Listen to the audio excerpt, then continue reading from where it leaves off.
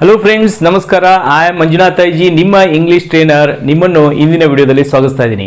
Well friends, ಇಂದಿನ ವಿಡಿಯೋದಲ್ಲಿ ನಾವು ಪ್ರೆಸೆಂಟ್ ಪರ್ಫೆಕ್ಟ್ ಟೆನ್ಸ್ಗೆ ಸಂಬಂಧಪಟ್ಟ ಹಾಗೆ ಕೆಲವೊಂದಿಷ್ಟು ಡೈಲಿ ಯೂಸ್ಡ್ ಸೆಂಟೆನ್ಸ್ಗಳನ್ನ ಕಲಿಲಿಕ್ಕೆ ಹೋಗ್ತಾ ಇದ್ದೀವಿ. ಅಂದರೆ ಹಿಂದಿನ ಒಂದು ಕ್ಲಾಸ್ನಲ್ಲಿ ನಾವು ಪ್ರೆಸೆಂಟ್ ಪರ್ಫೆಕ್ಟ್ ಟೆನ್ಸಿನ ಸೆಂಟೆನ್ಸ್ ಫಾರ್ಮೇಷನ್ನ ಯಾವ ರೀತಿಯಾಗಿ ಮಾಡಬೇಕಂತ ಅನ್ನೋದನ್ನು ಕಲ್ತಿದ್ವಿ. ಸೊ ಇಂದಿನ ವಿಡಿಯೋದಲ್ಲಿ ಪ್ರೆಸೆಂಟ್ ಪರ್ಫೆಕ್ಟ್ ಟೆನ್ಸನ್ನು ನಾವು ಪ್ರತಿನಿತ್ಯ ನಾವು ಇಂಗ್ಲೀಷನ್ನು ಮಾತನಾಡಬೇಕಾದಾಗ ಯಾವ ಸಂದರ್ಭದಲ್ಲಿ ಹೇಗೆ ಬಳಸಬೇಕು ಮತ್ತು ನಮಗೆ ಉಪಯೋಗಕ್ಕೆ ಬರುವಂತಹ ಕೆಲವೊಂದಿಷ್ಟು ಡೈಲಿ ಯೂಸ್ಡ್ ಸೆಂಟೆನ್ಸ್ಗಳನ್ನ ನಾವು ಕಲಿಲಿಕ್ಕೆ ಹೋಗ್ತಾ ಇದ್ದೀವಿ. ವೆಲ್ ಫ್ರೆಂಡ್ಸ್, ಹಾಗಾದರೆ ಇಂದಿನ ಒಂದು ಕ್ಲಾಸನ್ನು ಶುರು ಮಾಡೋಕ್ಕಿಂತ ಮುಂಚೆ ಇನ್ ಕೇಸ್ ನೀವೇನಾದರೂ ನನ್ನ ಯೂಟ್ಯೂಬ್ ಚಾನಲ್ಗೆ ಹೊಸಬರಾಗಿದ್ದರೆ ನಾನು ನಿಮಗೆ ರೆಕಮೆಂಡ್ ಮಾಡ್ತೀನಿ, ಕನ್ನಡದಿಂದ ಸುಲಭವಾಗಿ ಇಂಗ್ಲೀಷನ್ನು ನೀವು ಕಲಿಬೇಕು ಅಂತಂದರೆ ಈ ಒಂದು ಚಾನಲನ್ನು ಈ ಕೂಡಲೇ ಸಬ್ಸ್ಕ್ರೈಬ್ ಮಾಡಿಟ್ಕೊಳ್ಳಿ ಮತ್ತು ಪಕ್ಕದಲ್ಲಿರುವಂಥ ಬೆಲ್ ನೋಟಿಫಿಕೇಷನನ್ನು ಆನ್ ಮಾಡಿಟ್ಕೊಳ್ಳಿ ಮತ್ತು ಈ ವಿಡಿಯೋ ನಿಮಗೆ ಇಷ್ಟ ಆಗ್ತಾ ಇದ್ದರೆ ಇದನ್ನ ಲೈಕ್ ಮಾಡಿ. ವೆಲ್ ಫ್ರೆಂಡ್ಸ್, ಸೊ ಹಾಗಾದರೆ let's begin today session. Well friends, ಹಾಗಾದರೆ ಪ್ರೆಸೆಂಟ್ ಪರ್ಫೆಕ್ಟ್ ಟೆನ್ಸ್ನಲ್ಲಿ ನಾವು ವಾಕ್ಯಗಳನ್ನು ಮಾಡಬೇಕು ಅಂದರೆ ಹ್ಯಾವ್ ಮತ್ತು ಹ್ಯಾಸ್ಗಳನ್ನು ನಾವು ಬಳಸಬೇಕಾಗತ್ತೆ, ಹೆಲ್ಪಿಂಗ್ ವರ್ಬ್, ಮತ್ತು ಅಲ್ಲಿ ಕ್ರಿಯಾಪದದ ಮೂರನೇ ರೂಪವನ್ನು ನಾವು ಬಳಸಬೇಕಾಗತ್ತೆ. ಇದನ್ನು ನಾನು ಹಿಂದಿನ ವಿಡಿಯೋದಲ್ಲಿ ಈಗಾಗಲೇ ಹೇಳಿದ್ದೀನಿ. ನೀವು ಇನ್ ಕೇಸ್ ಆ ವಿಡಿಯೋನ ವಾಚ್ ಮಾಡಿಲ್ಲ ಅಂತಂತಂದರೆ ನಾನು ನಿಮಗೆ ರೆಕಮೆಂಡ್ ಮಾಡ್ತೀನಿ, ಆ ವಿಡಿಯೋನ ನೀವು ವಾಚ್ ಮಾಡಿದರೆ ನಿಮಗೆ ಇಂದಿನ ಲೆಸನ್ ಕ್ಲಿಯರಾಗಿ ಅರ್ಥ ಆಗುತ್ತೆ. ವಂಡರ್ಫುಲ್. ಹಾಗಾದರೆ ಈಗ ಇಲ್ಲಿ ಸೆಂಟೆನ್ಸ್ ನೋಡಿ, ನಾನು ಈಗ ತಾನೇ ಊಟ ಮಾಡಿದ್ದೇನೆ. ಅಂದರೆ ಪ್ರೆಸೆಂಟ್ ಪರ್ಫೆಕ್ಟ್ ಟೆನ್ಸನ್ನು ನಾವು ಯಾವ ಸಂದರ್ಭದಲ್ಲಿ ಬಳಸ್ತೀವಿ ಅಂತಂದರೆ ಒಂದು ಕ್ರಿಯೆ ಈಗ ಮುಗಿದಿದೆ ಅಂತಂದು ನಾವು ಹೇಳಬೇಕಾದಾಗ ಪ್ರೆಸೆಂಟ್ ಪರ್ಫೆಕ್ಟ್ ಟೆನ್ಸನ್ನು ಬಳಸ್ತೀವಿ. ಅಂದರೆ ಆದಂಥ ಕ್ರಿಯೆಗಳನ್ನೇ ಈಗ ನಾವು ವ್ಯಕ್ತಪಡಿಸ್ತಾ ಇರ್ತೀವಿ, ಅದರ ಒಂದು ಪ್ರಭಾವ ಇನ್ನೂ ಪ್ರೆಸೆಂಟಲ್ಲಿ ಇರುತ್ತೆ. ವೆಲ್, ಈಗ ನೀವು ಡೈನಿಂಗ್ ಟೇಬಲ್ ಮೇಲೆ ಇದ್ದೀರಿ, ನೀವೀಗ ಊಟ ಮಾಡ್ತಾ ಇದ್ರಿ, ಊಟ ಮಾಡಿ ಮುಗಿಸಿದ್ರಿ, ಈಗ ಎದ್ದು ಸೋಫಾದ ಮೇಲೆ ಕೂತಿದ್ದೀರಿ, ಹೌದಾ? ಅಂದರೆ ಊಟ ಮಾಡುವಂಥ ಕ್ರಿಯೆ ಈಗ ಮುಗಿದಿದೆ ಅನ್ನೋದನ್ನು ನಾವು ಹೇಳಬೇಕಾದಾಗ, ಸೊ ನಾನೀಗ ತಾನೇ ಊಟ ಮಾಡಿದ್ದೇನೆ ಅಂದರೆ ಜಸ್ಟ್ ಮುಗಿಸಿದ್ದೀರಿ ನೀವು. ಓಕೆ, ಸೊ ಆ ಸಂದರ್ಭದಲ್ಲಿ ನಾವು ಆ ಸೆಂಟೆನ್ಸನ್ನು I have just had meals ಅಂತಂದು ನೀವು ಹೇಳ್ಬೋದು. ಈಗ ನೀವು ಮಧ್ಯಾಹ್ನದ ಊಟ ಮುಗಿಸಿದರೆ I have just had lunch ಅಂತಂದು ಹೇಳ್ಬೋದು. ಇಲ್ಲ ರಾತ್ರಿ ಊಟವನ್ನು ನಾನು ಈಗ ಮಾಡಿದ್ದೇನೆ ಅಂತಂದು ರಾತ್ರಿ ಹೊತ್ತು ನೀವು ಹೇಳಬೇಕಾದಾಗ I have just had dinner ಅಂತಂದು ನೀವು ಹೇಳ್ಬೋದು. ಮತ್ತು ಈ ಸೆಂಟೆನ್ಸನ್ನು ಈ ರೀತಿಯೂ ಹೇಳ್ತಾರೆ, I have taken my dinner ಅಂತಂದು ಹೇಳ್ತಾರೆ, I have had my lunch ಅಂತಂದು ಹೇಳ್ತಾರೆ. ಸೊ ನೀವಲ್ಲಿ ಟೇಕನ್ ಬಳಸ್ಬೋದು, ಹ್ಯಾಡ್ ಅಂತಂದು ಬಳಸ್ಬೋದು. ಇಲ್ಲಿ ಸರ್ V3 ಯಾವುದು ಅಂತಂದು ನೀವು ಕೇಳಿದರೆ ಹ್ಯಾಡ್ ಅಂತನ್ನೋದೇ ಇಲ್ಲಿ V3 ಆಗಿರುತ್ತೆ. ಅಂದರೆ ಹ್ಯಾವ್ ಅಂತನ್ನೋದು ಆ್ಯಕ್ಚುಲಿ ಇಲ್ಲಿ ಇದು ಹೆಲ್ಪಿಂಗ್ ವರ್ಬ್ ಆದರೆ ಈ ಹ್ಯಾಡ್ ಅಂತನ್ನೋದು ಅದರ V3 ಆಗಿ ಬಳಕೆ ಆಗುತ್ತೆ. ಅಂದರೆ ಇದು ಮೇನ್ ವರ್ಬ್ ಆಗಿ ಇಲ್ಲಿ ಬಳಸ್ತಾ ಇದ್ದೀವಿ ನಾವು. ಅಂದರೆ ನಾವು ಊಟ ಮಾಡುವುದಕ್ಕೆ, ಚಹಾ ಕುಡಿಯುವುದಕ್ಕೆ ಅಥವಾ ನಾಷ್ಟ ಮಾಡುವುದಕ್ಕೆ ಹ್ಯಾವ್ ಅನ್ನೋದನ್ನು ನಾವು ಬಳಸ್ತೀವಿ. ಈಗ ನಡ್ರಿ ಟೀ ಕುಡಿಯೋಣ, have tea, let's have tea. ನಾಷ್ಟ ಮಾಡೋಣ, ಲೆಟ್ಸ್ ಹ್ಯಾವ್ ಬ್ರೇಕ್ಫಾಸ್ಟ್. ಅಲ್ಲಿ ಹ್ಯಾವ್ ಅಂತನ್ನೋದು V1 ಆಗಿರುತ್ತೆ. ಇಲ್ಲಿ ಪ್ರೆಸೆಂಟ್ ಪರ್ಫೆಕ್ಟ್ ಟೆನ್ಸ್ನಲ್ಲಿ ಅದರ V3 ಏನಾಗುತ್ತೆ ಇಲ್ಲಿ ಯೂಸ್ ಆಗುತ್ತೆ. ಮತ್ತು ಕನ್ಫ್ಯೂಷನ್ ಮಾಡ್ಕೋಬೇಡಿ. ಓಕೆ, ಇದು ಹೆಲ್ಪಿಂಗ್ ವರ್ಬ್, ಇಲ್ಲಿ ಇದು ಮೇನ್ ವರ್ಬ್ ಆಗಿ ಇಲ್ಲಿ ಬಳಕೆ ಆಗ್ತಾ ಇರುತ್ತೆ. ನೀವು ಈ ಸೆಂಟೆನ್ಸು ನಿಮಗೆ ಕನ್ಫ್ಯೂಷನ್ ಆದರೆ ನೀವು ಈ ರೀತಿಯಾಗಿಯೂ ಸಹ ನೀವು ಹೇಳ್ಬೋದು, I have just eaten I have just eaten my lunch or dinner. ಈ ರೀತಿಯೂ ಸಹ ನೀವು ಇದನ್ನ ನೀವು ವ್ಯಕ್ತಪಡಿಸ್ಬೋದು. ಅಂದರೆ ನೀವು ಈಟನ್ ಅಂತಂದು ಸಹ ನೀವು ಹೇಳ್ಬೋದು, ಟೇಕನ್ ಅಂತಂದು ಹೇಳ್ಬೋದು, ಹ್ಯಾಡ್ ಅಂತಂದು ಸಹ ನೀವು ಹತ್ತಿಯಲ್ಲಿ ಮಾತಾಡ್ಬೋದು. ವಂಡರ್ಫುಲ್. ನೆಕ್ಸ್ಟ್ ನೋಡಿ, ಅವನು ಈಗ ತಾನೇ ಹೊರಗೆ ಹೋಗಿದ್ದಾನೆ. ಈಗ ನೀವು ಮನೆಯಲ್ಲಿದ್ದೀರಿ, ನಿಮ್ಮ ಸಹೋದರನ ಸ್ನೇಹಿತ ಒಬ್ಬ ಬರ್ತಾನೆ, ಬಂದುಬಿಟ್ಟು ಅವನು ಕೇಳ್ತಾನೆ ಎಲ್ಲಿದ್ದಾನೆ ಅಂತಂತಂದು. ಇಲ್ಲ, ಅವನು ಈಗ ಹೊರಗೆ ಹೋದ. ಅಂದರೆ ಈಗ ತಾನೇ ಹೊರಗೆ ಹೋದ ಅಂದರೆ ಜಸ್ಟ್ ಹೋಗಿರ್ತಾನೆ ಅವನು. ಓಕೆ, ಭಾಳ ಹೊತ್ತಾಗಿರಲ್ಲ. ಅಂದರೆ ಪ್ರೆಸೆಂಟ್ ಪರ್ಫೆಕ್ಟ್ ಟೆನ್ಸನ್ನು ನೀವು ಯೂಸ್ ಮಾಡ್ತಾ ಇದ್ದೀರಿ ಅಂತಂದರೆ ಈಗ ಮುಗಿದಂಥ ಕ್ರಿಯೆಗಳನ್ನು ಹೇಳಲಿಕ್ಕೆ ನಾವು ಯೂಸ್ ಮಾಡ್ತೀವಿ. ಈಗ ತಾನೇ ಅವನು ಹೊರಗೆ ಹೋಗಿದ್ದಾನೆ. ಈಗ ನೋಡಿ, ಹೀ ಹ್ಯಾಸ್, ಹೀ ಬಂದಾಗ ಏನು ಯೂಸ್ ಮಾಡಬೇಕು ನಾವಲ್ಲಿ? Has, he has. ಈಗ ತಾನೇ ಅಂತಲಿಕ್ಕೆ ಜಸ್ಟ್ ಯೂಸ್ ಮಾಡಬೇಕು. ಹೋಗಿದ್ದಾನೆ ಅಂತಲಿಕ್ಕೆ ಗೋ ವೆಂಟ್, ಇಲ್ಲಿ ಏನು ಬರುತ್ತೆ? Gone. He has just gone outside. ಈಗ ತಾನೇ ಅವನು ಹೊರಗೆ ಹೋಗಿದ್ದಾನೆ. ನೆಕ್ಸ್ಟ್ ನೋಡಿ, ಅವಳು ಈಗ ಮನೆ ಕೆಲಸ ಮುಗಿಸಿದ್ದಾಳೆ. ಈಗ ಅವಳಿಗೆ ಸ್ಕೂಲಲ್ಲಿ ತುಂಬ ಹೋಮ್ವರ್ಕ್ ಕೊಟ್ಟಿದ್ರು, ಆಕೆ ಈಗ ತಾನೇ ಮನೆ ಕೆಲಸ ಮುಗಿಸಿದ್ದಾಳೆ. ಮನೆ ಕೆಲಸ ಅಂತಂತಂದ್ರಲ್ಲಿ ಹೋಮ್ ವರ್ಕ್ ಯಾವುದು? ಬರೆಯೋದು, ಓದೋದು, ಮತ್ತು ಹೌಸ್ ಹೋಲ್ಡ್ ವರ್ಕ್ ಅಲ್ಲ. ಸೊ ಹೌಸ್ ಹೋಲ್ಡ್ ವರ್ಕನ್ನು ನೀವು ಮನೆ ಕೆಲಸ ಅಂತಂದೇ ನೀವು ಹೇಳ್ಬೋದು. ಅದನ್ನ ಹೇಳಬೇಕಾದ್ರೆ she has finished her chores ಅಂತಂತಂದಲ್ಲಿ ಯೂಸ್ ಆಗುತ್ತೆ. ಇಲ್ಲಿ ನೀವು ಬರೆಯೋದು, ಓದುವಂಥ ಕ್ರಿಯೆ ಇದ್ದಾಗ ಹೋಮ್ ವರ್ಕ್ ಅಂತ ಅನ್ನೋದು ನೀವು ಬಳಸ್ಬೋದು. C has finished home work. Next ನೋಡ್ರಿ, ನಾನು ಮನೆಗೆ ಬಂದಿದ್ದೇನೆ. ಈಗ ನೀವು ಆಫೀಸ್ನಲ್ಲಿ ಯೂಸ್ವಲ್ ಆಗಿ 6 o'clock ತನಕ ಇರ್ತೀರಿ. ಬಟ್ ಇವತ್ತು ಬೇಗನೆ ಮನೆಗೆ ಬಂದುಬಿಟ್ಟಿದ್ದೀರಿ.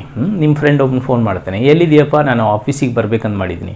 ಇಲ್ಲ, ನಾನು ಆಲ್ರೆಡಿ ಮನೆಗೆ ಬಂದುಬಿಟ್ಟಿದ್ದೇನೆ ಅಂದರೆ I have come to home ಅಂದರೆ ಮನೆಗೆ ಬರುವಂಥ ಕ್ರಿಯೆಯಲ್ಲಿ ಏನಾಗಿದೆ, ಈಗ ಆಲ್ರೆಡಿ ಮುಗಿದಿದೆ. ನೆಕ್ಸ್ಟ್ ಅವನು ಇನ್ನೂ ಕೆಲಸ ಮುಗಿಸಿಲ್ಲ. ಯಾರಿಗೋ ಒಬ್ರಿಗೆ ಏನೋ ಒಂದು ಕೆಲಸ ಹೇಳ್ತೀರಿ. ಸೊ ಅವನು ಆ್ಯಕ್ಚುಲಿ ಕೆಲಸವನ್ನು ಆರಂಭಿಸಿದ್ದು ಫಾಸ್ಟಲ್ಲೇ ಆಗಿದ್ದರೂ ಸಹ ಇನ್ನೂ ಆ ಕೆಲಸವನ್ನು ಮುಗಿಸಿಲ್ಲ ಅವನು. ಅಂಥ ಸಂದರ್ಭದಲ್ಲಿ ಅದನ್ನ ಹೇಳಬೇಕಾದ್ರೆ ಪ್ರೆಸೆಂಟ್ ಪರ್ಫೆಕ್ಟ್ ಟೆನ್ಸ್ ನಾವು ಯೂಸ್ ಮಾಡ್ಬೋದು. ಹಿ ಹ್ಯಾಸಂಟ್ ಫಿನಿಶ್ಡ್ ವರ್ಕ್ ಎಟ್. ಇನ್ನೂ ಅನ್ನುವಂಥ ಪದಕ್ಕೆ ನಾವು ಎಟ್ ಅಂತ ಅನ್ನೋದನ್ನು ನಾವು ಯೂಸ್ ಮಾಡ್ಬೋದು. ಓಕೆ ಫ್ರೆಂಡ್ಸ್, ಸರಿ. ಹಾಗಾದರೆ ಸೊ ಇವುಗಳನ್ನ ಒಂದು ಸತಿ ಪ್ರಾಕ್ಟೀಸ್ ಮಾಡೋಣ. Okay, I have just had meals. ಹೇಳಿ ನನ್ನ ಜೊತೆಗೆ, I have just had meals. I have just had breakfast. ನಾನು ನಾಷ್ಟ ಮಾಡಿದ್ದೇನೆ. ನಾನು ಈಗಾಗಲೇ ಚಹಾ ಕುಡಿದಿದ್ದೇನೆ. I have just had tea. Okay, ನಾನು ಈಗ ತಾನೇ ರಾತ್ರಿ ಊಟ ಮಾಡಿದ್ದೇನೆ. I have just had my dinner. ನಾನು ಈಗ ತಾನೇ ಮಧ್ಯಾಹ್ನದ ಊಟ ಮಾಡಿದ್ದೇನೆ. I have just had my lunch. Okay, ಅವನು ಈಗ ತಾನೇ ಹೊರಗೆ ಹೋಗಿದ್ದಾನೆ. He has just gone outside. ಹೇಳ್ತಾ ಇದ್ದಿರ್ತಾನೆ ಅಲ್ಲಿ.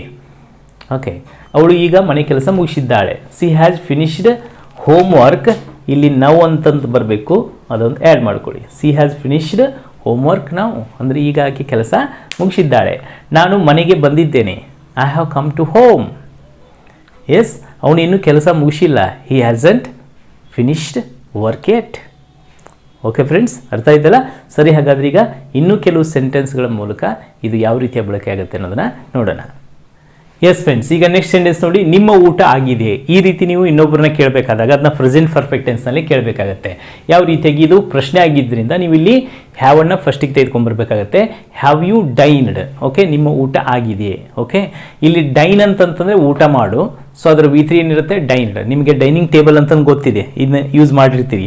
ಸೊ ಅಲ್ಲಿ ಡೈನ್ ಅಂತಂತಂದರೆ ಊಟ ಮಾಡು ಅನ್ನುವ ಕ್ರಿಯಾಪದ. ವಂಡರ್ಫುಲ್. ನೆಕ್ಸ್ಟು ಅದನ್ನೇ ನೀವು ನಿಮ್ಮ ಮಧ್ಯಾಹ್ನದ ಊಟ ಮಾಡಿದ್ದೀರಾ ಅಂತಂದು ಕೇಳಲಿಕ್ಕೆ, ಮಧ್ಯಾಹ್ನದ ಊಟ ಆಯಿತಾ ಅಂತಂದು ಕೇಳಲಿಕ್ಕೆ ನಾವು ಏನಂತಂದು ಯೂಸ್ ಮಾಡ್ಬೋದು, have you had your lunch ಅಂತಂತಂದು ನಾವು ಯೂಸ್ ಮಾಡಿ ಕೇಳ್ಬೋದು.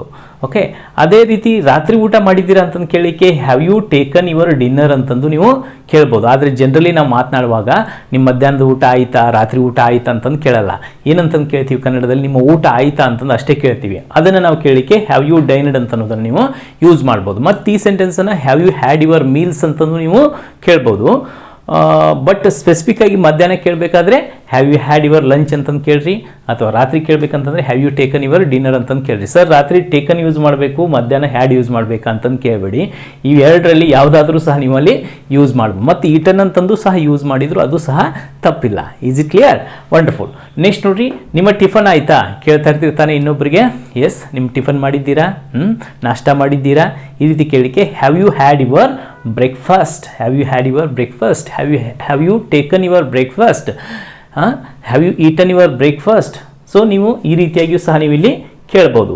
ವಂಡರ್ಫುಲ್. ನೆಕ್ಸ್ಟ್ ನೋಡಿ, ನಿಮ್ಮ ಚಹಾ ಆಯಿತಾ. ಚಹಾ ಅಂದರೆ ಅದರ ಅರ್ಥ ಏನು, ಚಹಾ ಕುಡ್ದಿದ್ದೀರಾ ಅಂತಂದು ಅರ್ಥ ಅಲ್ವಾ? ಸೊ ಅದನ್ನು have you had your tea. ಅದೇ ರೀತಿ ನೀವು ಕಾಫಿ ಕುಡ್ದಿದ್ದೀರಾ, have you had your coffee. Yes, ಈ ರೀತಿ ನೀವು ಪ್ರಶ್ನೆಗಳನ್ನು ಕೇಳ್ಬೋದು. ನೆಕ್ಸ್ಟ್ ಈಗ ಇನ್ ಕೇಸ್ ಊಟ ಮಾಡಿದರೆ ಏನಂತೀನಿ, ಈಗ ನಾನು ನಿಮ್ಗೆ ಕೇಳ್ತೀನಿ have you had your lunch or have you had your dinner, have you dined ಅಂತಂದು ಕೇಳ್ತೀನಿ. ನೀವು ಊಟ ಮಾಡಿದ್ರೆ ಏನಂತಂದು ಹೇಳಬೇಕು, yes I have already had. ನಾನು ಆಲ್ರೆಡಿ ಊಟ ಮಾಡಿದ್ದೇನೆ. ಇಲ್ಲಪ್ಪ ನಾನು ಇನ್ನೂ ಊಟ ಮಾಡಿಲ್ಲ ಅಂತನ್ಬೇಕಾದಾಗ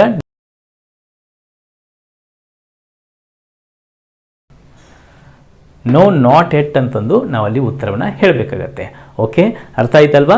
ಅಂದರೆ ಇದೇನು ಊಟಕ್ಕೆ ಮತ್ತು ಬ್ರೇಕ್ಫಾಸ್ಟಿಗೆ ಸಂಬಂಧಪಟ್ಟಂತಹ ಮತ್ತು ಟೀ ಕಾಫಿಗೆ ಸಂಬಂಧಪಟ್ಟಂಥ ಸೆಂಟೆನ್ಸ್ಗಳನ್ನ ಮಾತಾಡಬೇಕಾದಾಗ ಪ್ರೆಸೆಂಟ್ ಪರ್ಫೆಕ್ಟ್ ಟೆನ್ಸ್ನಲ್ಲಿ ಈ ರೀತಿ ಸೆಂಟೆನ್ಸ್ಗಳನ್ನಾಗಿ ಮಾಡಿ ಮಾತಾಡ್ಬೋದು. Is it clear friends? ಇಲ್ಲಿ ನಾವು ಭಾಷೆಯನ್ನು ಕಲಿಬೇಕು ಅಂತಂತಂದರೆ ಜಸ್ಟ್ ಸೆಂಟೆನ್ಸ್ಗಳನ್ನ ಬೈಹಾರ್ಟ್ ಮಾಡಲಿಕ್ಕೆ ಹೋಗ್ಬಿಡಿ. ಸಿಚುವೇಶನ್ಸ್ಗಳನ್ನ ಅರ್ಥ ಮಾಡಿಕೊಂಡು ಈ ವಾಕ್ಯಗಳನ್ನು ನೀವು ಕನ್ನಡದಲ್ಲಿ ಏನು ಮಾತನಾಡ್ತಾ ಇರ್ತೀರಿ ಆ ವಾಕ್ಯಗಳ ಬದಲಾಗಿ ಬೇರೆಯವ್ರಿಗೆ ನಿಮ್ಮ ಊಟ ಆಯಿತಾ, ನಿಮ್ಮ ತಿಂಡಿ ಆಯಿತಾ, ನಿಮ್ಮ ಚಹಾ ಆಯಿತಾ, ನಿಮ್ಮ ಕಾಫಿ ಆಯಿತಾ ಅಂತಂದು ಕೇಳುವಾಗ ಈ ವಾಕ್ಯಗಳನ್ನು ನೀವಲ್ಲಿ ಚೇಂಜ್ ಮಾಡಿ ನೀವು ಇಂಗ್ಲೀಷಲ್ಲಿ ಮಾತಾಡೋದನ್ನು ರೂಢಿ ಮಾಡ್ಕೊಳ್ಳಿ. ಓಕೆ ಫ್ರೆಂಡ್ಸ್, ಅರ್ಥ ಆಯ್ತಲ್ವಾ?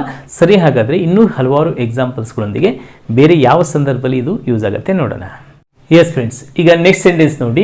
ನೀವು ಯಾವಾಗಾದರೂ ಅಮೆರಿಕಾಗೆ ಹೋಗಿ ಬಂದಿದ್ದೀರಾ ಅಂದರೆ ನೀವು ಅಲ್ಲಿಗೆ ಹೋಗಿ ಬಂದಿದ್ದೀರಾ, ಇಲ್ಲಿಗೆ ಹೋಗಿ ಬಂದಿದ್ದೀರಾ ಅಂತಂದು ಕೇಳ್ತಿರ್ತೀರಲ್ವಾ. ಈ ರೀತಿಯ ವಾಕ್ಯಗಳನ್ನ ಪ್ರೆಸೆಂಟ್ ಪರ್ಫೆಕ್ಟ್ ಟೆನ್ಸಲ್ಲಿ ನೀವು ಕೇಳಬೇಕಾಗತ್ತೆ. Have you ever been to America, ಇಲ್ಲಿ ನೀವು ಹೋಗಿ ಬಂದಿದ್ದೀರಾ ಅಂತಂತನ್ಲಿಕ್ಕೆ ಇಲ್ಲಿ ಬೀನ್ ಅಂತನ್ನುವಂತಹ ಕ್ರಿಯಾಪದವನ್ನು ಇಲ್ಲಿ ಯೂಸ್ ಮಾಡಬೇಕಾಗುತ್ತೆ. ಸರ್ ಬೀನ್ ಅಂತಂತಂದರೆ ಇದು ಹೇಗೆ ಸರ್ ಇದು ಅಂತಂತಂದರೆ ನೋಡಿ, ನೀವು ಅಮೆರಿಕಾಗೆ ಹೋಗಿ ಬಂದಿದ್ದೀರಾ ಅಂತಂದರೆ ಅದರ ಅರ್ಥ ಏನು, ಅಲ್ಲಿ ಹೋಗಿ ಇದ್ದು ಬಂದಿದ್ದೀರಾ ಅಂತಂದು ಅರ್ಥ. ಅಂದರೆ ಹೋಗಿ ಇರುವುದಕ್ಕೆ ನಾವೇನು ಯೂಸ್ ಮಾಡ್ತೀವಿ, ಇರುವುದಕ್ಕೆ ಟು ಬಿ ವರ್ಬನ್ನು ಯೂಸ್ ಮಾಡ್ತಾ ಇದ್ವಿ. ಟು ಬಿ ವರ್ಬಿನ ಪ್ರೆಸೆಂಟ್ ಟೆನ್ಸ್ ಫಾರ್ಮ್ ಏನಿರುತ್ತೆ, ಆಮ್ ಈಸ್ ಆರ್ ಇರುತ್ತೆ. Past tense form was were ಅಂತಂದಿರುತ್ತೆ. ಆ್ಯಂಡ್ ದೆನ್ ಅದರ V3 ಬೀನ್ ಅಂತಂತಂದು ಬರುತ್ತೆ. ಸೊ ಅಂದರೆ ಹೋಗಿ ಬಂದಿದ್ದೀರಾ ಅಂತಂದ್ರೆ ಅಲ್ಲಿ ಹೋಗಿ ಇದ್ದು ಬಂದಿದ್ದೀರಾ ಅಂತಂದು ಅರ್ಥ. ಸೊ ಅಂಥ ಸೆಂಟೆನ್ಸ್ಗಳನ್ನು ನಾವು ಮಾತನಾಡಬೇಕಾದಾಗ ಬೀನನ್ನು ಯೂಸ್ ಮಾಡಬೇಕು. Have you ever been to America. ಅದೇ ರೀತಿ ಈಗ ನೀವು ಮೈಸೂರಿಗೆ ಹೋಗಿ ಬಂದಿದ್ದೀರಾ, have you ever been to Mysuru. ನೀವು ಯಾವಾಗಾದರೂ ಡೆಲ್ಲಿಗೆ ಹೋಗಿ ಬಂದಿದ್ದೀರಾ, have you ever been to Delhi. So ಈ ರೀತಿಯಾಗಿ ನೀವು ಹ್ಯಾವ್ ಯು ಎವರ್ ಅಂತನ್ನೋದನ್ನು ಯೂಸ್ ಮಾಡಿಕೊಂಡು ಪ್ರಶ್ನೆಯನ್ನು ಮಾಡ್ಬೋದು. ಅಂದರೆ ಎವರ್ ಅಂತಂದ್ರೆ ಏನು, ಯಾವಾಗಾದರೂ ಅಂತಂತಂದು ಹೇಳಿಕೆ ನಾವು ಅಲ್ಲಿ ಎವರನ್ನು ಯೂಸ್ ಮಾಡಬೇಕು. ನೆಕ್ಸ್ಟ್ ನೀವು ಹೋಗಿ ಬಂದಿದ್ರಿ ಏನಂತಂದು ಹೇಳಬೇಕು, yes I have been to America ಅಂತಂದು ಹೇಳಬೇಕು. ಇಲ್ಲಾಂದರೆ no I have never been to America ಅಂತ ನೀವು ಹೇಳ್ಬೋದು. ನೆಕ್ಸ್ಟ್ ನೀವು ತಾಜ್ ಮಹಲ್ ನೋಡಿದ್ದೀರಾ, have you seen Taj Mahal. ನೀವು ಗೋಲ್ ಗುಂಬಜ್ ನೋಡಿದ್ದೀರಾ, have you seen Gol Gumbaz. ನೀವು ಕುತುಬ್ ಮಿನಾರ್ ನೋಡಿದ್ದೀರಾ, have you seen Qutub Minar. ಹೀಗೆ ನೀವು ಅದನ್ನು ನೋಡಿದ್ದೀರಾ, ಇದನ್ನು ನೋಡಿದ್ದೀರಾ ಅಂತಂದು ಕೇಳಬೇಕಾದಾಗ ನೀವು ಪ್ರೆಸೆಂಟ್ ಪರ್ಫೆಕ್ಟ್ ಟೆನ್ಸನ್ನು ಯೂಸ್ ಮಾಡಬೇಕಾಗತ್ತೆ. ನೆಕ್ಸ್ಟ್ ನೀವು ಬಂಗಾರದ ಮನುಷ್ಯ ಚಲನಚಿತ್ರ ನೋಡಿದ್ದೀರಾ, S have you seen Bangarada Manushya film. Okay, ನೀವು KGF ಪಿಕ್ಚರ್ ನೋಡಿದ್ದೀರಾ, have you seen the KGF film. Okay, ನೀವು DDLJ ಪಿಕ್ಚರ್ ನೋಡಿದ್ದೀರಾ, have you seen the DDLJ ಅಂತಂದ್ರೇನು, Dilwale Dulhania Le Jayenge. It was very super hit movie in 1990s in our college days. ನಾವು super hit movie ಆಗಿತ್ತದು. ಆ picture ತುಂಬ famous ಇತ್ತು, ಅದನ್ನ ನಾವು ಹಲವಾರು ಬಾರಿ ನೋಡಿದ್ವಿ. So have you seen the DDLJ. So ಈ ರೀತಿಯಾಗಿ ನೀವು ಪ್ರಶ್ನೆನ ಕೇಳ್ಬೋದು. ವಂಡರ್ಫುಲ್. ನೆಕ್ಸ್ಟ್ ನೀವು ಯಾವಾಗಾದರೂ ಬ್ರೂಸ್ಲಿ ಬಗ್ಗೆ ಕೇಳಿದ್ದೀರಾ, ಬ್ರೂಸ್ಲಿ. ಓಕೆ, ನಿಮಗೆ ಬ್ರೂಸ್ಲಿ ಬಗ್ಗೆ ಗೊತ್ತಾ, ಯಾವಾಗಾದರೂ ಕೇಳಿದ್ದೀರಾ, have you ever heard about Bruce Lee. Okay, so ಈ ರೀತಿ ಹ್ಯಾವ್ ಯು ಎವರ್ ಬೀನ್ನ ನೀವು ಯೂಸ್ ಮಾಡಿಕೊಂಡು ನೀವು ಈ ರೀತಿ ವಾಕ್ಯಗಳನ್ನಾಗಿ ಮಾಡಿ ಪ್ರೆಸೆಂಟ್ ಪರ್ಫೆಕ್ಟ್ ಟೆನ್ಸಲ್ಲಿ ಮಾತಾಡ್ಬೋದು. ನೆಕ್ಸ್ಟ್ ನೋಡಿ, ನನಗೆ ಅವನು 10 ವರ್ಷಗಳಿಂದ ಗೊತ್ತು. ಅಂದರೆ ಪ್ರೆಸೆಂಟ್ ಪರ್ಫೆಕ್ಟ್ ಟೆನ್ಸನ್ನು ಕೆಲವೊಮ್ಮೆ ಏನು ಮಾಡ್ತೀವಿ ಅಂತಂದರೆ ಆ್ಯಕ್ಚುಲಿ ಅದು ಕ್ರಿಯೆ ಫಾಸ್ಟಲ್ಲೇ ಶುರುವಾಗಿದೆ, ಇನ್ನೂ ಪ್ರೆಸೆಂಟಲ್ಲಿ ಕಂಟಿನ್ಯೂ ಆಗ್ತಾ ಇರುತ್ತೆ. ಅಂಥ ಸಂದರ್ಭದಲ್ಲಿ ನಾವು ಅದನ್ನ ಬಳಸ್ತೀವಿ. ಈಗ ನೋಡಿ, ನನಗೆ ಅವನು 10 ವರ್ಷಗಳಿಂದ ಗೊತ್ತು ಅಂತಂತಂದರೆ ಆ್ಯಕ್ಚುಲಿ 10 ವರ್ಷದ ಹಿಂದೆಯೇ ನಾನು ಅವನ ಪರಿಚಯ ಮಾಡ್ಕೊಂಡಿದ್ದೀನಿ. ಆ ಪರಿಚಯ ಇನ್ನೂ ನಡೆದಿದೆ. ಓಕೆ, ಅವನು ನನಗೆ ಗೊತ್ತಿರುವಂತಹ ಒಂದು ಅಂಶ ಇನ್ನೂ ಇದು ರನ್ನಿಂಗಲ್ಲಿ ಇದೆ. ಸೊ ಈ ರೀತಿ ಇದ್ದಾಗ ನಾವು ಪ್ರೆಸೆಂಟ್ ಪರ್ಫೆಕ್ಟ್ ಟೆನ್ಸ್ನಲ್ಲಿ ಅದನ್ನ ಹೇಳ್ಬೋದು. ಹೀಗೆ ಐ ಹ್ಯಾವ್, ನನಗೆ ಗೊತ್ತು ಅಂತಂತಲಿಕ್ಕೆ ನೋ ಇದರ V3 non. I have known, ಯಾರು ಗೊತ್ತು, ಅವನು ಗೊತ್ತು. I have known him for 10 years. ನನಗೆ ಆಕೆ ಸುಮಾರು ವರ್ಷಗಳಿಂದ ಗೊತ್ತು. I have known Har for so many years. So ಈ ರೀತಿಯಾಗಿ ನೀವು ಸೆಂಟೆನ್ಸ್ಗಳನ್ನಾಗಿ ಮಾತಾಡ್ಬೋದು. ಓಕೆ ಫ್ರೆಂಡ್ಸ್, ಸೊ ಈ ಎಲ್ಲ ಸಂದರ್ಭಗಳಲ್ಲಿ ಪ್ರೆಸೆಂಟ್ ಪರ್ಫೆಕ್ಟ್ ಟೆನ್ಸನ್ನು ನಾವು ಬಳಸ್ತೀವಿ. ಮುಖ್ಯವಾಗಿ ಒಂದನ್ನು ನೀವು ನೆನಪು ಇಟ್ಕೊಳ್ಳಿ, ಈಗ ಮುಗಿದಂತಹ ಆ್ಯಕ್ಷನ್ಸ್ಗಳನ್ನು ಹೇಳಲಿಕ್ಕೆ ನಾವು ಪ್ರೆಸೆಂಟ್ ಪರ್ಫೆಕ್ಟ್ ಟೆನ್ಸನ್ನು ಬಳಸ್ತೀವಿ. ಎರಡನೇದ್ದು, ನಿಮ್ಮ ಊಟ ಆಯಿತಾ, ತಿಂಡಿ ಆಯಿತಾ, ನಾಷ್ಟ ಆಯಿತಾ, ಚಹಾ ಆಯಿತಾ. ಸೊ ಈ ರೀತಿ ಆ್ಯಕ್ಷನ್ಸ್ಗಳನ್ನ ಮಾತಾಡಬೇಕಾದ ಪ್ರೆಸೆಂಟ್ ಪರ್ಫೆಕ್ಟ್ ಟೆನ್ಸನ್ನು ಬಳಸ್ತೀವಿ. ಮತ್ತು ನಮ್ಮ ಲೈಫ್ ಎಕ್ಸ್ಪೀರಿಯನ್ಸ್, ಅದು ಹಿಂದೆನೇ ಆಗಿರ್ಬೋದು.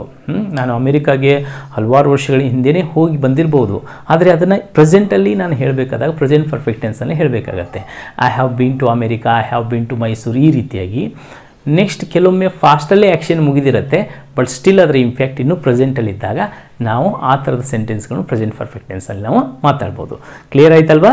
ಸೊ ಈ 4 ಅಂಶಗಳಲ್ಲಿ ನೀವು ಯಾವುದನ್ನು ಜಾಸ್ತಿ ನೆನಪಿನಲ್ಲಿ ಇಟ್ಕೊಳ್ಳಿ. ಈಗ ನಾವು ಮುಗಿದಂತಹ ಕ್ರಿಯೆಗಳನ್ನು ನಾವು ಮಾತಾಡಬೇಕಾದಾಗ ಅದರ ಇಂಪ್ಯಾಕ್ಟ್ ಪ್ರೆಸೆಂಟಲ್ಲಿ ಇದ್ದರೆ ಅದನ್ನು ಪ್ರೆಸೆಂಟ್ ಪರ್ಫೆಕ್ಟ್ ಟೆನ್ಸನ್ನು ಯೂಸ್ ಮಾಡಿಕೊಂಡು ಮಾತನಾಡ್ಬೋದು ಅಂತ ಅನ್ನೋದನ್ನು ತಿಳ್ಕೊಳ್ಳಿ. Is it clear friends?